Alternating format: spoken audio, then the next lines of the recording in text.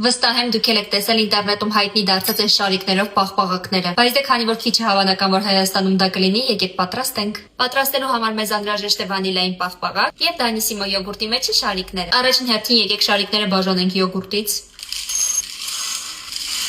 Իսկ հիմա պաղպաղակը լցոնում ենք այս ֆորմաների մեջ։ Հիմա փորձում ենք այս փոսիկի մեջ լցնենք շարիկները։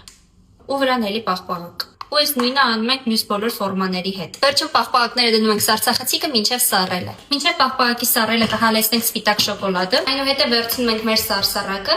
եւ սպիտակ շոկոլադը լցնում ենք վրան։ Օй, սարսառակն էլ է սկսում հալել։